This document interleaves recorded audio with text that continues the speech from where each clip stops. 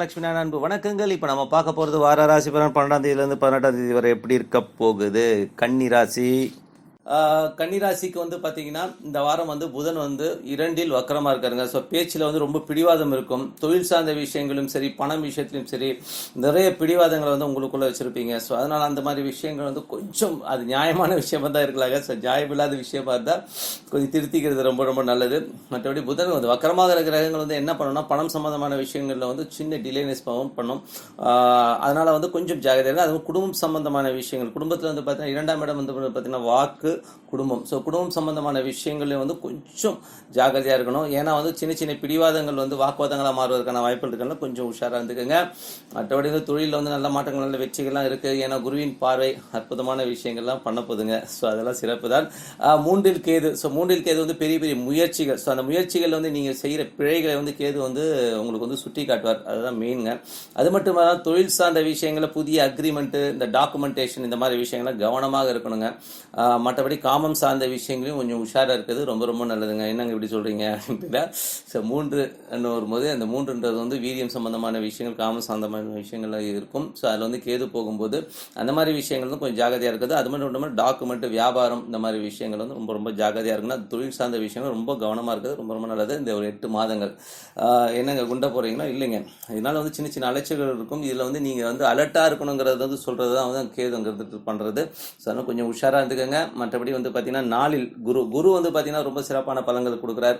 அது வந்து பார்த்தீங்கன்னா ஒரு சொத்துக்கள் சார்ந்த விஷயங்கள், அதனால் இருந்த இடர்பாடுகள் நீங்கள் ரொம்ப நல்ல விஷயங்கள்லாம் நடக்கும். தாயாருடைய உடல்நலம் சார்ந்த விஷயங்கள் நல்ல முன்னேற்றம் ஏற்படுவதற்கான வாய்ப்புகள் ரொம்ப சிறப்பாக இருக்குங்க.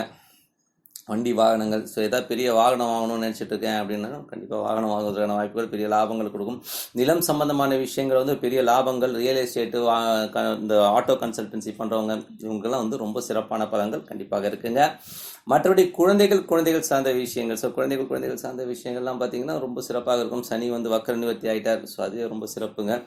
அதில் வந்து பார்த்தீங்கன்னா நிறைய முன்னேற்றங்கள் இருக்கும். குழந்தைகள் வந்து இதுவரை வந்து கொஞ்சம் சோம்பேறித்தனமாக அப்படி இப்படி இருந்தவங்க கூட கொஞ்சம் முயற்சிகளில் வந்து பெரிய முயற்சியில் ஈடுபடுவாங்க. பசங்கள்லாம் வந்து நல்லா படிக்க ஆரம்பிச்சிடுவாங்க. அதுவே ரொம்ப சிறப்பான விஷயங்கள். நல்ல மாற்றங்களுக்கு நீங்கள் வந்து கொஞ்சம் ஊக்குவிக்கணும். சில பசங்க வந்து ரொம்ப கேர்லெஸ்ஸாக இருப்பாங்க. ஸோ அதெல்லாம் வந்து கொஞ்சம் தட்டி கொடுத்தீங்கன்னா சிறப்பான பலன்கள் இருக்குது.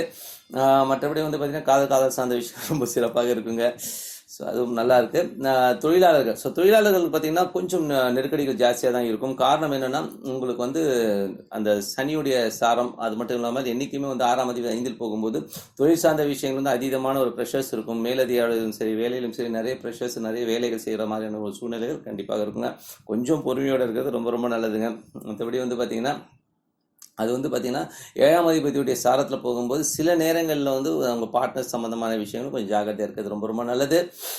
மற்றபடி வந்து பார்த்திங்கன்னா எல்லாமே சிறப்புங்க. ஸோ எல்லாமே வந்து சிறப்பாக இருந்தால் கொஞ்சம் வந்து உஷாராக இருக்கிறது ரொம்ப ரொம்ப நல்லதுங்க. ஏன்னா வந்து 12ஆம் அதிபதியுடைய சாரத்தில் வந்து சூரியனுடைய சாரத்தில் வந்து போகும்போது பார்த்திங்கன்னா அது கொஞ்சம் வந்து டென்ஷன்ஸ் ஏற்படுவதற்கான வாய்ப்பு, அதனால் விரயங்கள் வரும். ஸோ அதனால் வந்து வேலை செய்கிற இடத்துல வந்து சர்வ ஜாகிரதையாக இருக்கிறது ரொம்ப ரொம்ப நல்லதுங்க. நம்ம வந்து ஜாகிரதையாக இருந்தாலும் அதனால் வந்து கொஞ்சம் அந்த மேலதிகாரிகள், மேலே இருக்கவங்க, இந்த மாதிரி ஆட்கள்கிட்ட வந்து ரொம்ப ஜாகிரதையாக இருந்துக்கணும். கவர்மெண்ட் சம்மந்தமான விஷயங்கள் வந்து ரொம்ப ரொம்ப ஜாகிரதையாக இருக்கிறது ரொம்ப ரொம்ப நல்லதுங்க. அது வந்து மட்டும் இல்லாமல் இந்த டாக்குமெண்டேஷன்ஸ், இந்த மாதிரி விஷயங்களும் ரொம்ப ஜாகிரதையாக இருக்கணும். மற்றபடி வந்து பார்த்திங்கன்னா 7ஆம் அதிபதி வந்து பார்த்திங்கன்னா 4ல் இருக்கனால வந்து ரொம்ப சிறப்பான ரியல் எஸ்டேட் சம்மந்தமான விஷயங்களாக இருக்கட்டும், கணவன் மனைவி உறவுகள் வந்து நல்ல மாற்றம், நல்ல ஒரு விஷயங்கள்லாம் கண்டிப்பாக இருக்குங்க. பட் இருந்தாலும் வந்து பார்த்திங்கன்னா 7ல் வந்து செவ்வாய் வக்கரமாக இருக்கார். அவர் 8ஆம் அதிபதியாக இருக்கனால வந்து சின்ன சின்ன பிடிவாதங்கள்னால வந்து ஒரு சில விஷயங்கள் நடக்காமல் இருக்கும். ஸோ அதனால் வந்து பிடிவாதங்களை விட்டுட்டிங்கன்னா ரொம்ப சிறப்பான பலன்களை எதிர்பார்க்கலாம்.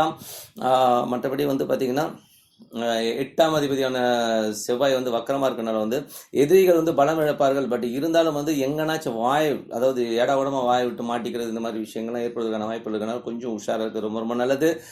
மற்றபடி தந்தை சார்ந்த விஷயங்கள், ஸோ 9ல் ராகு இருக்கும்போது பார்த்திங்கன்னா தந்தை சார்ந்த விஷயங்கள் ரொம்ப ஜாகிரதையாக இருக்கணும். அது பார்த்திங்கன்னா 8ஆம் அதிபதியுடைய சாரத்தில் வந்து 4 மாதங்கள் போகிறனால வந்து ரொம்ப வழக்குகள் வருவதற்கான வாய்ப்பு இருக்கனால கொஞ்சம் உஷாராக இருந்துக்கோங்க. வெளிநாட்டில் இருக்கவங்க வந்து இந்த விசா, பேப்பர்ஸு, அக்ரிமெண்ட், இந்த மாதிரி விஷயங்கள்லாம் வந்து பாஸ்போர்ட் இதெல்லாம் வந்து கொஞ்சம் ஜாகிரதையாக வச்சுக்கிறது ரொம்ப ரொம்ப நல்லதுங்க. மற்றபடி வந்து பார்த்திங்கன்னா தொழில் சார்ந்த விஷயங்கள் ரொம்ப சிறப்பாக இருக்கும். ஸோ தொழிலில் வந்து பெரிய முன்னேற்றங்கள், பெரிய ஒரு மாற்றங்கள்லாம் ஏற்படுத்துவீங்க. ஸோ அதெல்லாமே ரொம்ப சிறப்பாக இருக்குது. லாபங்கள்லாம் வந்து அற்புதமான லாபங்களை கண்டிப்பாக ஏற்படுத்தி தரும்.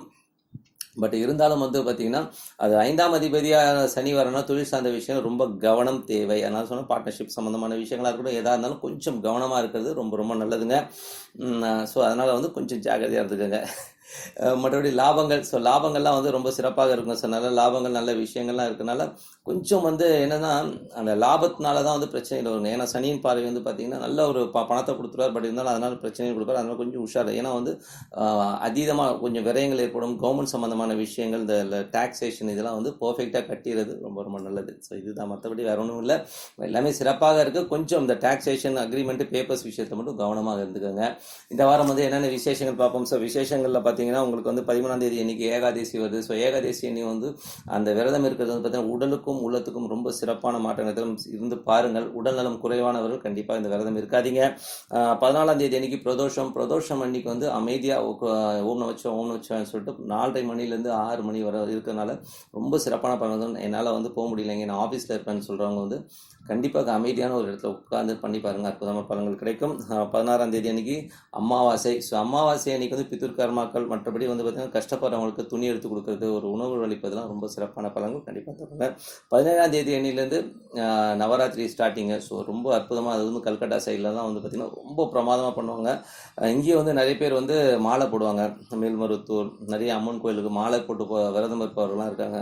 ஸோ உங்களுக்கு எது பிடிக்குதோ பண்ணுங்கள். எனக்கு வந்து நவராத்திரியில் வந்து ரொம்ப விசேஷமே நான் கல்கட்டாவில் பார்த்துருக்கேன். ரொம்ப அந்த காளி பூஜைலாம் வந்து ரொம்ப நல்லாயிருக்கும். இங்கேயும் வந்து இந்த நவராத்திரி காலங்களில் வந்து காளி பாரின்னு ஒரு நிறைய கோயில்கள் இருக்குது, போய் பாருங்கள். நம்ம சென்னையில் நிறைய இடங்கள்ல இருக்குது, அங்கே போய் பார்த்தீங்கன்னா ரொம்ப விசேஷமாக இருக்கும். ஸோ அங்கே நிறைய ஃபெஸ்டிவல், நிறைய அன்னதானங்கள் இதெல்லாம் வந்து பண்ணுவாங்க. உங்களால் முடிஞ்சால் நீங்களும் அன்னதானம் பண்ணுங்கள். ஸோ இதெல்லாம் சிறப்பான பலன்கள்ங்க. ஸோ அது மட்டும் இல்லாமல் பார்த்தீங்கன்னா நீங்கள் வணங்க வேண்டிய தெய்வம் வந்து பெருமாளுங்க. ஸோ ஒரு அமைதியான இடத்துல வந்து காலையில் வந்து ப்ரஷ் பண்ணிவிட்டு ஃபேஸ் வாஷ் பண்ணிட்டு அமைதியான இடத்துல உட்காந்து ஓம் நமோ நாராயணன்னு சொல்லிட்டு பிரார்த்தனை பண்ணுறது அற்புதமான பலன்கள் கண்டிப்பாக ஏற்படுங்க. பிரார்த்தனைக்கு ஈடு இணை வேறு எதுவுமே கிடையாதுங்க. அதனால் வந்து இந்த வாரம் மட்டுமல்ல, வருகின்ற எல்லா வாரமும் உங்களுக்கு சிறப்பான வாழ்க்கை அமைய இறைவனை பிரார்த்திக் கொண்டு உங்களிடம் விடைபெறுவது உங்கள் லட்சுமி நாராயணன். ஸ்ரீ குபேரன் டிவியை பார்த்தமைக்கு நன்றிகள். மேலும் இது போன்ற தகவல்களை தெரிந்து கொள்ள ஸ்ரீ குபேரன் டிவியை சப்ஸ்கிரைப் செய்யுங்கள். மறக்காமல் பெல் ஐக்கானை கிளிக் செய்யுங்கள்.